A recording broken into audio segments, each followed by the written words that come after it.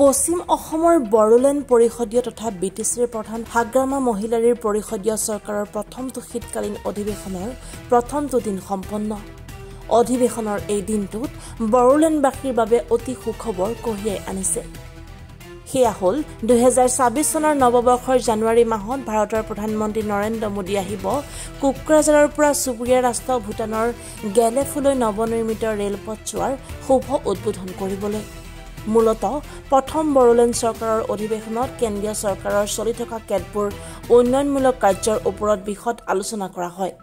সেইমতে পৰ্বতজোৰা অঞ্চলৰ বাঁহবাৰীত কেন্দ্ৰীয় ৰেল বিভাগে প্ৰস্তাৱিত ৰেল দৰবা নিৰ্মাণ উদ্যোগ, ৰূপচী বিমানবন্দৰ আদিকে ধৰি কেতবোৰ চলাই থকা কাৰ্যৰ পৰ্যালোচনা আগবঢ়াই নিয়ে। ইয়াৰ উপৰি অধিৱেশনত বিটিচিৰ 39টা বিভাগৰ শীৰ্ষ আমোলা বিষয়াৰ পৰা চতুৰ্থ শ্ৰেণীলৈকে খালী হৈ থকা পদসমূহৰ নিযুক্তিৰ ব্যৱস্থা গ্ৰহণ কৰে। একেদৰে বিটিচিৰ চুক্তিমতে কেন্দ্ৰীয় আৰু ৰাজ্য চৰকাৰৰ পৰা পূৰ্বৰ 1,500 কোটি টকাৰ অধিক ধনৰাশি প্ৰাপ্য সন্দৰ্ভতো বিশদ আলোচনা কৰি এক শুভ সিদ্ধান্ত গ্ৰহণ কৰে। ইফালে প্ৰথম পৰিষদীয় অধিৱেশনত বিভিন্ন জনগোষ্ঠীৰ পৰা মনোনীত 6জন পৰিষদীয় সদস্যই শপত গ্ৰহণ কৰে। একেদৰে অধিৱেশনত ৰাজ্য চৰকাৰৰ বিত্তমন্ত্ৰী অজন্তা নেওগ আৰু জলসিঞ্চন মন্ত্ৰী জয়ন্ত মল্ল বৰুৱাকে ধৰি 3জন মন্ত্ৰী আৰু ৰাজ্য চৰকাৰৰ মুখ্য সচিবকে ধৰি প্ৰতিটো বিভাগৰ শীৰ্ষ বিষয়াসকল উপস্থিত থাকে। উল্লেখ্য যে বিগত 5 বছৰৰ UPPL প্ৰধান প্ৰমোদ বড়ো চৰকাৰৰ উন্নয়নৰ তুলনাত আজিৰ হাগ্ৰামা চৰকাৰৰ গৃহীত প্ৰথমটো উন্নয়নমূলক কাৰ্যই ৰাজনৈতিক তথা সামাজিকভাৱে এক প্ৰকাৰ মিনি দিছপুৰলৈ পৰিণত হোৱা বুলি বিশেষভাৱে চৰ্চিত হৈ পৰিছে।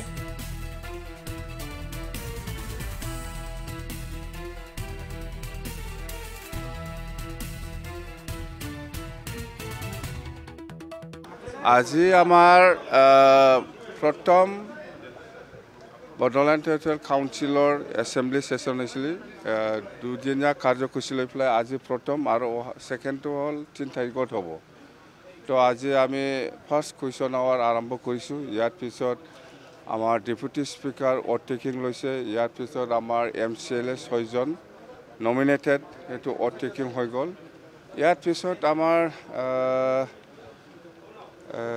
যেটো ৰিভিউ মিটিং চেণ্ট্ৰেল এজেঞ্চিৰ লগত আমাৰ BTC গভৰ্ণমেণ্ট, অসম চৰকাৰৰ আমাৰ জয়ন্ত মল্ল বৰুৱা ডাঙৰীয়া আহিছে আৰু অজন্তা বাইদেউ ফাইনেন্স মিনিষ্টাৰ আহিছে আৰু চিফ ছেক্ৰেটাৰী আৰু ফাইনেন্সৰ গোটেই ডিপাৰ্টমেণ্ট অসম চৰকাৰৰ পৰা ইয়াত আহিছে।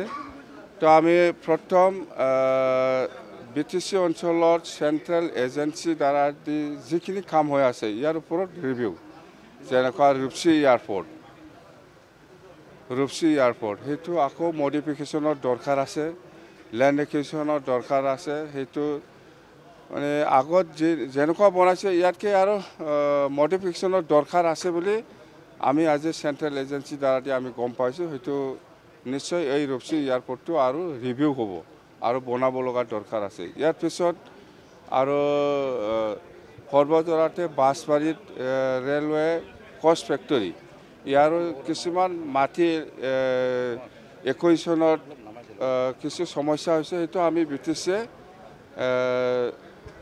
দায়িত্ব লৈছে। যিখিনি মাটি এলটমেণ্টৰ যিখিনি ঝামেলা আছে বা যিখিনি কৰিব পৰা নাই আমি সেইটো সহায় কৰিম। আৰু কচ ফেক্টৰীৰ পৰা নেশ্যনেল হাইৱে যিটো ৰাস্তা সেইটো খুব সৰু আছে বুলি কৈছে, ডাঙৰ বনাই দিব লাগে, এইটো আমি দায়িত্ব লৈছে। ইয়াৰ পিছত আপোনাৰ কোকৰাঝাৰ টু গেলেম্পু যিটো ৰেলৱে ট্ৰেক, ইয়াৰ যিটো লেণ্ড একুইজিশ্যনৰ কাম সেইটো আৰম্ভ হোৱা নাই। লেণ্ড ছাৰ্ভেটো অলমষ্ট কমপ্লিট।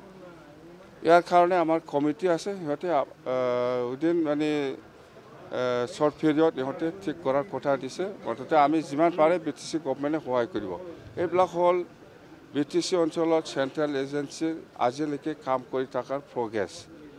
তো ইয়াৰ পিছত আহিল আমাৰ BTC চলাবৰ কাৰণে 39 ডিপাৰ্টমেণ্ট আমাৰ লগত আছে। ইয়াত যিখিনি অফিচাৰ শ্বৰ্টেজ বা যিখিনি ডিপাৰ্টমেণ্টেল অফিচাৰসকল আছে, গ্ৰেড 4ৰ পৰা আৰম্ভ কৰি গেজেটেড পষ্টলৈকে সেইখিনি ভেকেঞ্চিৰ এগেইনষ্টত আমি বহুত কথা পাতিছে। খুব ভাল লাগিছে। মুঠতে আমি এইবাৰ BTCখন যেনেকুৱা আশা কৰিছে এনেকুৱা নিশ্চয় চলাব পাৰিব বুলি মোৰ এটা বিশ্বাস।